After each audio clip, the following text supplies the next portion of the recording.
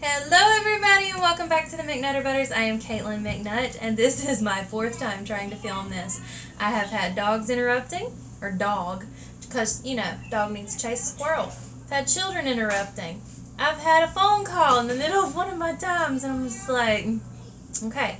So, I'm powering through this. If it sucks, I'm sorry. I'm trying here, guys. I am trying. But, woo! I don't typically get a lot of time to be able to film, so I'm weaseling this in as I can. I've got kids in the living room trying to do some kind of yoga challenge thing where they're like, one's standing up and like no one's holding arms, like I don't know, they're doing all kinds of craziness. And I got the dishwasher going in the other room, and I got the laundry going over this way, and I got air conditioner going that way. So there is so much going on in my home, so many distractions, so many things. But you know what? I'm sure everybody's house is that way, right? Like crazy and wild and just loud. But okay, guys, today I want to talk about how we afford to homeschool. And I feel like it's kind of complicated, but kind of not at the same time.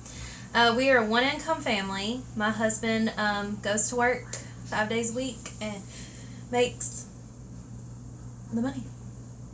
He only makes about, I think, $12.50 an hour, or maybe $12 an hour. I don't know. 12 and something, or nothing. I don't know. Anyway. And either way, he doesn't make a ton, but what he does make covers our bills. It covers groceries. And that to me is wonderful. Just like, let me brag on him for a second. I love that I have a husband who provides. That just warms my heart. Warms my heart. I know so many women who have husbands who don't provide, who don't care, will spend whatever money they make on themselves and not their family, and my husband's not that way. He is a provider, and I love it. But we are a one-income family because I do choose to homeschool, and we keep to kind of work out our financials to do that. We keep our bills really minimal, like water and power and electric is power, car insurance, life insurance, internet, our cell phone, we use Bark Mobile instead of like some of the more expensive providers. Trying to think what else. Oh, we do have some streaming things for TV or entertainment or whatever. We use Disney Plus and Amazon Prime. We did have Netflix, but after this whole cuties debacle, it just doesn't feel like a safe platform for my children anymore, so we don't watch it. We canceled it. And yeah, so our bills, like I said, we try to keep them really minimal. Our groceries, we shop at Aldi and try to keep it as minimal as we can. We don't starve, but we keep it, pretty low as best we can.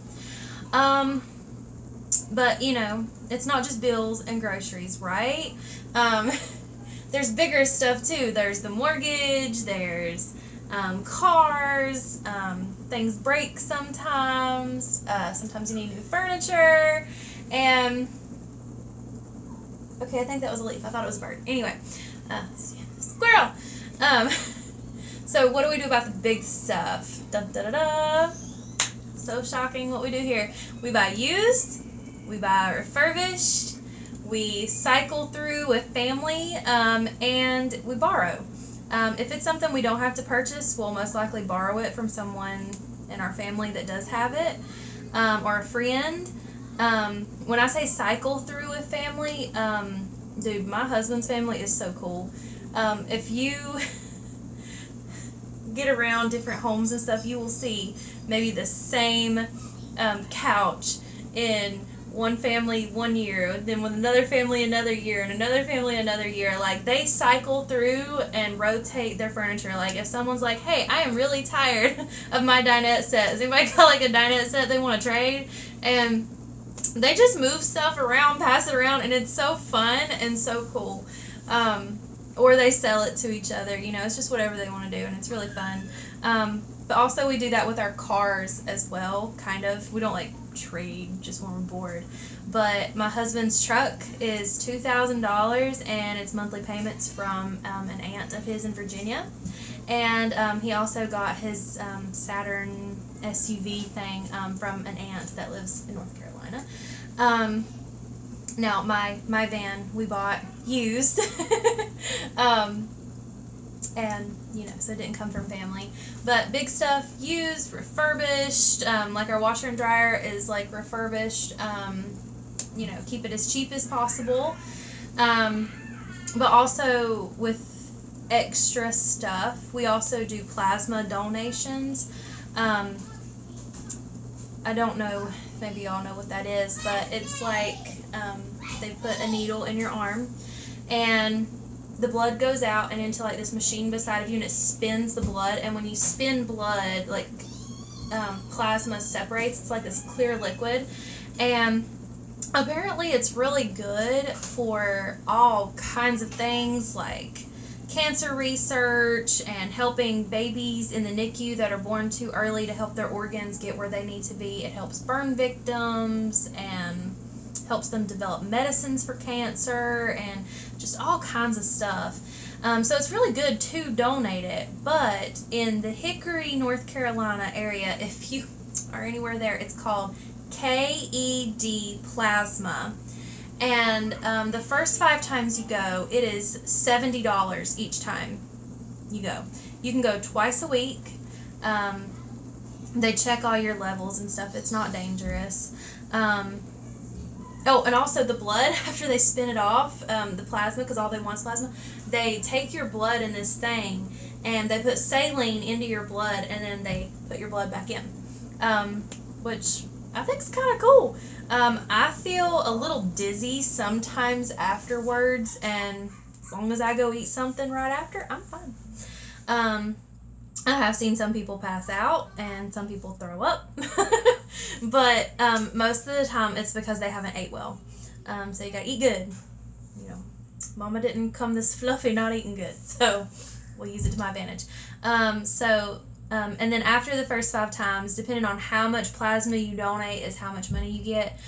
For me, with the amount I can donate, the first time in the week would be $20. The second time in the week is $50.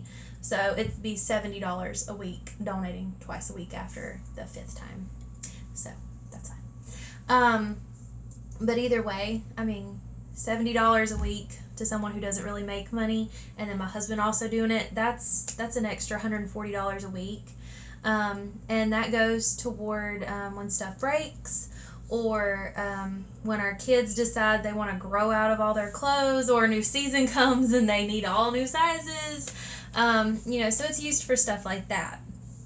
That has to be done.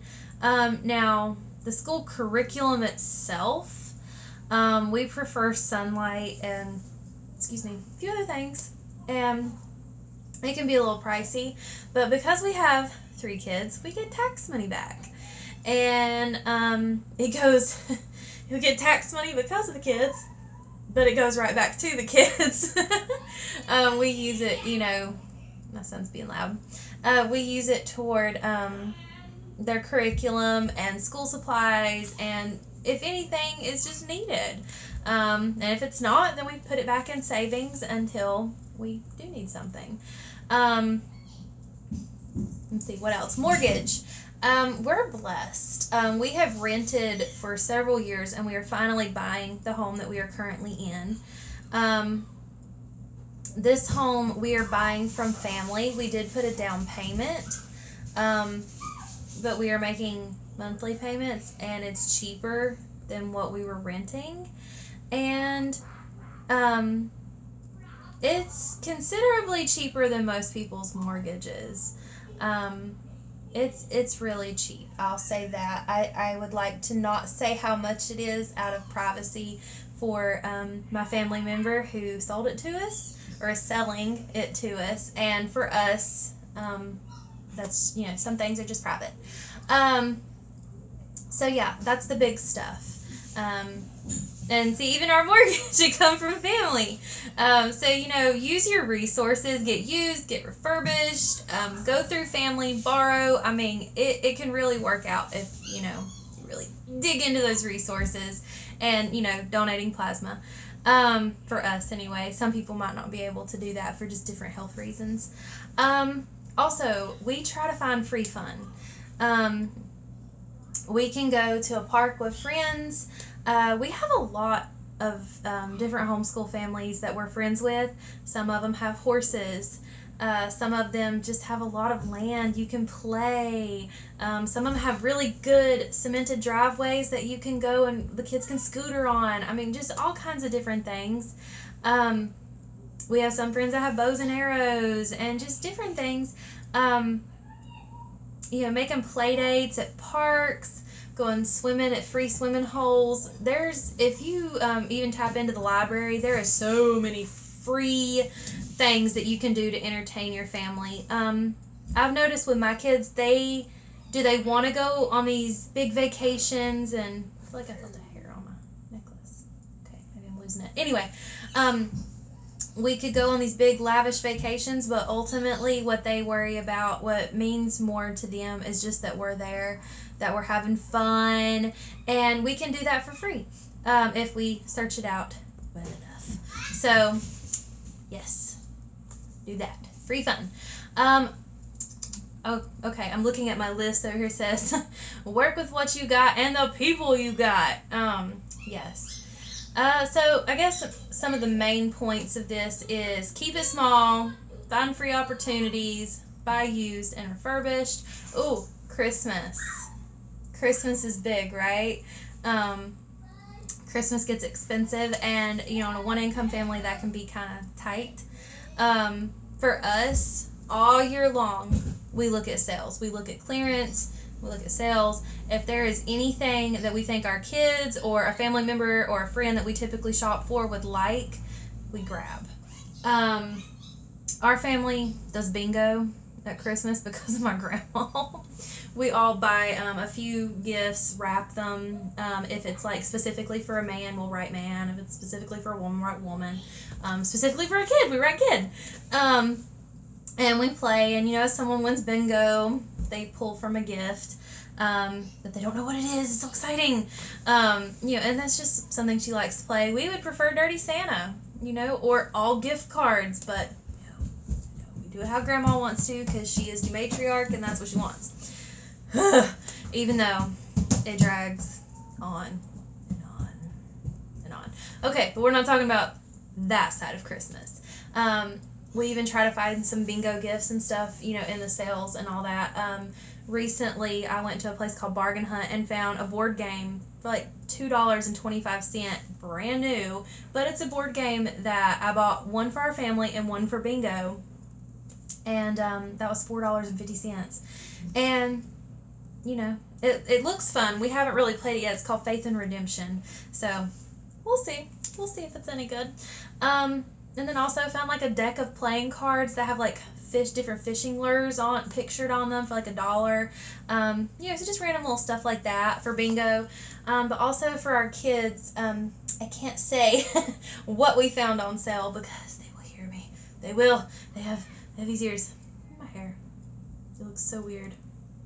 I don't know what's going on with it. But anyway, we have found some stuff for our kids on sale. That they have been asking for, and yeah, it's September, but we went ahead and bought it and stuck it back somewhere. And we don't buy useless stuff that's in clearance, but stuff that we know people will actually want, and go ahead and get it and set it back, and that makes a huge difference. So, we do pretty good with keeping things minimal and, sales and used and borrowing and all that. And that really, that frugal way of living is how we, and, really using all of our resources is really how we afford as a one-income family to homeschool. It can be done. Some things that we do need to work on, though, is eating out. In theory, we were like, we're only going to eat one night a week. It ends up being like 3 or 4 times a week. And I know, that's bad. That's really bad. It's bad for our health, and it's bad for our wallets, but we do. So, yeah. But also, I feel like our gas budget is not where it needs to be. I feel like if we want to go somewhere, we just kind of go. And I feel like we're buying gas all the time. I feel like that's something else we really need to work on, is like a gas budget, and just not being as apt to just go and not eating out. You know what? It's the going that makes us eat out. So it's just kind of a vicious cycle.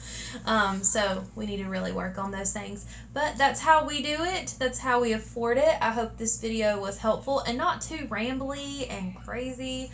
But yeah, that's how we do it. I hope this is helpful. If you have any questions, comments, or any frugal tips for me, comment below. Hit that like button. If you haven't already, please subscribe. It's free. I used to think that people had to pay to subscribe on YouTube. I don't know why, but I did. It's free to you, but it helps me, so please subscribe. All right, guys. We'll see you next time.